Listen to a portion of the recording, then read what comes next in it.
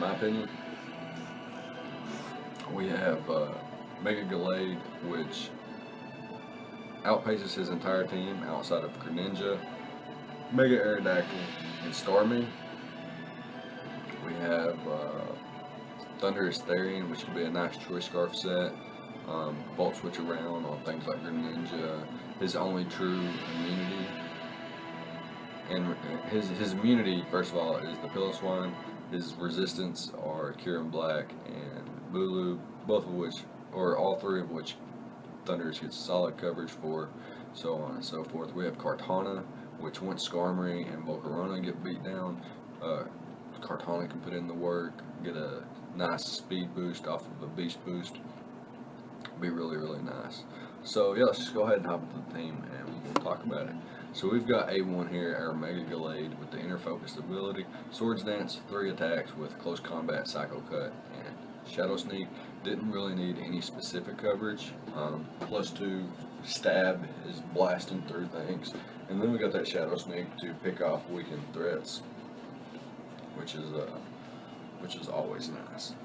And definitely he does have some priority of his own, so it would be nice to outpace that, such as like if it came down to like a 1 HP Mega Gallade versus a 1 HP Piloswine and I lost because of Ice Shard, out prioritizing my close combat or Psycho Cut, I would be pretty sad. But yeah, we can move on to our next pick in this matchup, and we've got the Ea Papa Berry Tapu Fini here with the Misty Surge, which prevents Mega Gallade and the rest of my squads from being, statused in any way, shape, or form. We have Taunt, so that we can just taunt things, can prevent things from setting Stealth Rocks up, can prevent things from setting up itself. We've got Haze there for like a setup Volcarona or anything else that might want to set up. We've got Surf and Moonblast as dual stab just to hit everything neutrally. At the very least, we're max defense, max HP, can take hits from Mega Aerodactyl pretty comfortably, Piloswine pretty comfortably, so on and so forth. We have enough, because of how bulky we are naturally on the Spadef side, we can take hits from Starmie as well, and pretty much the rest of his team. This thing's a monster. If you look at his squad, he doesn't have anything outside of Bulu that just rips right through. We can take a Fusion Bolt from Kyurem, we can take a Gunk Shot from Greninja. Outside of Bulu, nothing's just, threatening us too much. So next up we've got Licky Licky. We've got Wish, Protect, Ice Beam, and the Dragon Tail. We're kind of a mixed variant there with 116 Spadef EVs with a Spadef boosting nature, but still got 144 defense EVs, so we're quite bulky on both sides of the field. We're running the minus speed nature. It doesn't really matter in this match, outside of slow Wish Pass, slow Wish Protect, passing to myself. We got the Oblivious there so that we can't be taunted by things like Mega Aerodactyl, so on and so forth. And as you can see, he's got like Greninja, Skarmory, Mega Aerodactyl, all of which can taunt. So Oblivious is a really nice ability in this matchup. Next up we've got the Bronzong with the Cobra Berry, so that we can always take a hit from Greninja. It can maybe be late game or mid game or something like that. We've already got our Stealth Rocks up, or 1v1 up against that Greninja. We can take the Dark Pulse with our Cobra Berry, fire off a huge explosion. Hopefully knock out the Greninja or whatever we're faced up against at that point. We've got the Psywave there so that we can do consistent damage to Skarmory, and Gyro Ball hits pretty much everything else. Knocks out the Mega Aerodactyl, does decent amounts of damage to Tapu Bulu, so on and so forth. Mainly though is there to get our Stealth Rocks up. Next up we have Thunderous Therian, which is a Life Orb agility set. I mentioned that my opponent only had 1 immunity and 2 resist. Both his immunity and one of his resist are bopped by Focus Blast. Life Orb Focus Blast just rips through his team, and then Sludge Wave rips through the Bulu, and Thunderbolt rips through everything else, especially with her modest nature. Life Orb max special attack. So basically the idea is to set up an agility versus something that can't kill us, and then start running through his team with the 3 attacks. Not too much to say about it. That's just the general idea, setup and agility. I thought about a nasty plot set with like a Salic berry, but I felt like Life Orb Agility was the best set, because relying on Salic berry and being that low of HP, being revenge killed by an Ice Shard Piloswine or something like that, I felt like it was best to maybe get an agility on a forced switch such as Skarmory or maybe Mega Aerodactyl, kind of bluff a Choice Scarf, come straight in on the Mega Aerodactyl, force it out thinking it's, we're Scarf. We can set up a agility as Piloswine comes in, click that Life Orb Focus Blast, knock that thing out. It might have got some Ice Shard chip damage on us, but we're still faster than everything on the squad and out of range of pretty much everything else. I don't think Ice Shard into Water Shuriken knocks us out. Even after Stealth Rock, it might. I would have to calc that. But yeah, otherwise this thing can just rip a team a new asshole. So last but not least, we have Kashtana, our Kartana here with the Darkinium Z. We're rocking 3 attacks and Tailwind with Smart Strike, Leaf Blade, Knockoff. So the idea is to set up a Tailwind and then click the Darkinium Z, or maybe get a knockout with Smart Strike or Leaf Blade, and then we'll have a +1 Black Hole Eclipse to use sometime during the match. I guess it was best for maybe like already getting a boost. First of all, we're going to be an attack boost if we get a boost. If we get a beast boost, it's going to be an attack boost. So if we have a Tailwind up with a knockout, we get a beast boost. Skarmory comes in on a knockoff, loses its item, and then maybe we're at +1 and we can get a high roll on the Black Hole. I mean, seriously, Skarmory is so defensive. Like, bringing Kartana doesn't really make sense. But yeah, maybe it's for the rest of my team, Maybe it's for the rest of my team. But yeah, that's going to be it for the squad. Let me know what you think about the prep, and we'll go ahead and hop into the replay, and we'll be right back.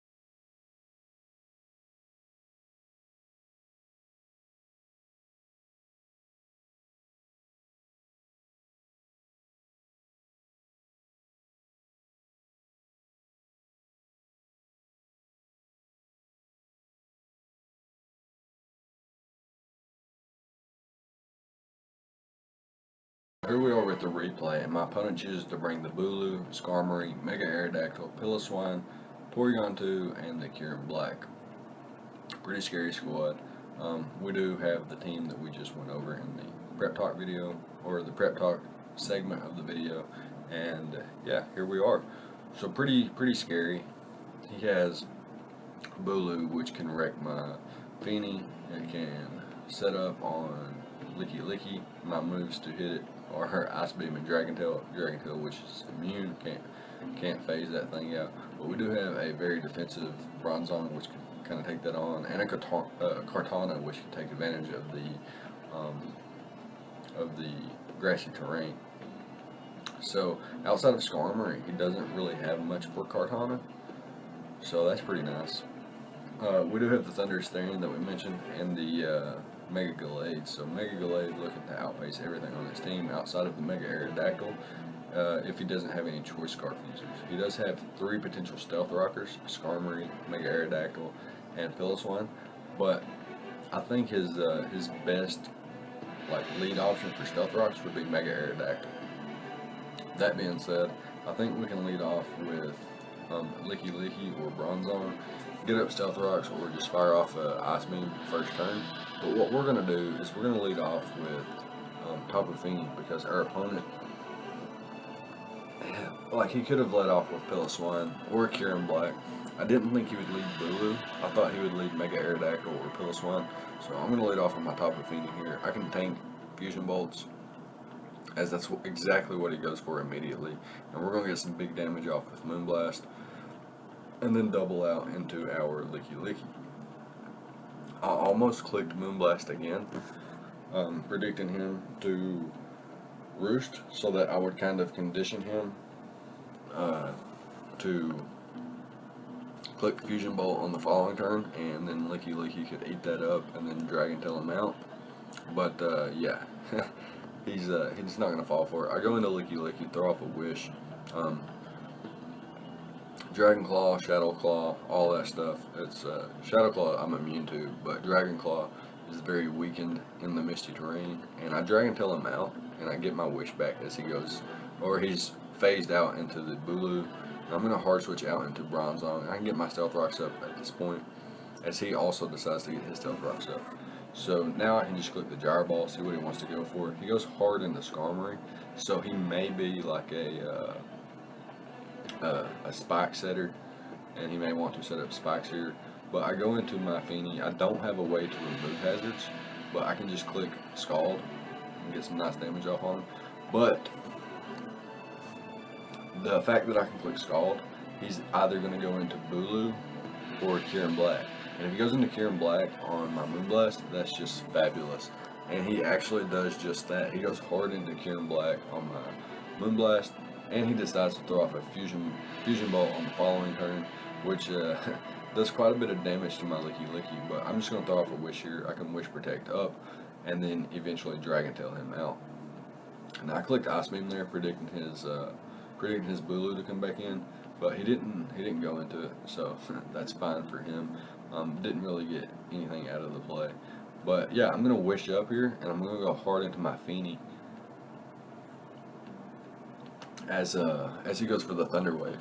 First of all, I popped my berry, and I knew that after I popped my berry, I would live any one hit if he attacked me. But he goes for the Thunder Wave, and my Misty Terrain blocks that, so that's really nice. Basically, I get Fini back at full. I can taunt here, so I'm pretty sure he knows that. He's not going to try to recover up. And I'm just going to double out into, well, not really double out, but I am going to switch out into my Mega Gallade here, and I'm going to click that Close Combat. No reason not to.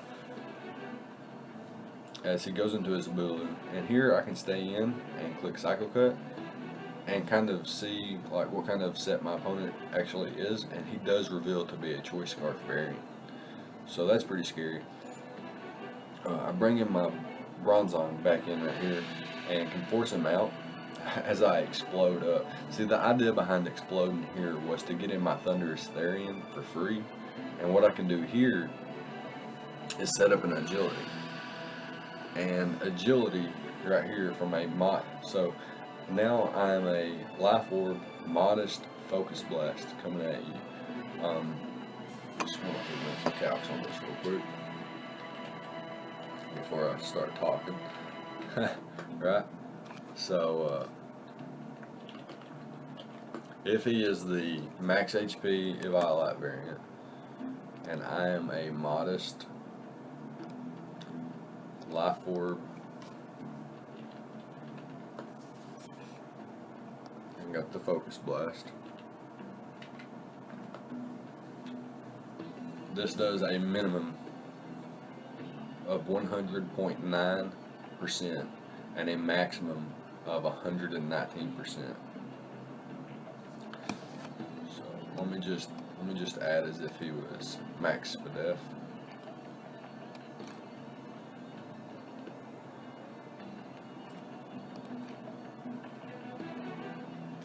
So if he was max Spadef, he would have a decent chance to live this. But I don't remember 100%, but I'm pretty sure we talked about it after the match, and this would have been a knockout because I don't think he was max Spadef. I don't even know if he was max HP, but I know he was the Eviolite, and I know he was semi-bulky, but he would not have lived this Modest Life Orb Focus Blast from a Life Orb Thunderous Therian. But I miss it, and he goes for the Toxic. So it looks like he doesn't even have a way to hit me either. He goes for the eye shard here. And as you can see, I land my second focus blast, and I do knock him out, even though he was at, more HP than he was the turn before that. So, a little bit unfortunate there. And as you can see, this thing would have been 2-hit KO'd. Or it would have eventually got, paralyzed or 2-hit KO'd once he decides to attack me. So, a little bit unfortunate there. We're not going to pick up the Thunderous Sweep. And he goes for the Shadow Ball there. We're just going to throw off a Tailwind, showing off just showing off our moveset really. And then he's able to knock us out there. We go into Tapu Fini here, maybe taunt or double out into Licky Licky, predicting him to go out into Bulu. I guess it really didn't matter, because at this point the match was over. Once I missed that first focus blast, the match was over. I'm not sure what his events of plays would have been. Obviously, I clicked focus blast versus the Piloswine. Had he brought in the Porygon 2 immediately, I may have clicked focus blast versus it. But it was, I don't think I would have, because I think Thunderbolt was the safer play right there, and like I mentioned, it was a 2-hit KO regardless. Doing 40-some%. So, and if he tried to recover it off, I would have chances for paralysis and such. But for the rest of his Pokemon, like Mega Aerodactyl, Skarmory, they dropped to Thunderbolt. Bulu dropped to Sludge Wave, and Kieran Black also dropped to the Focus Blast. So a little bit unfortunate match there, but that's nothing new this season. That's why we are winless. But yeah, that's going to be it. Let me know what you thought about the prep and battle on both sides of the field. Leave a like, comment, and subscribe. All the good stuff, and I'll see you guys next time. Thank you for watching.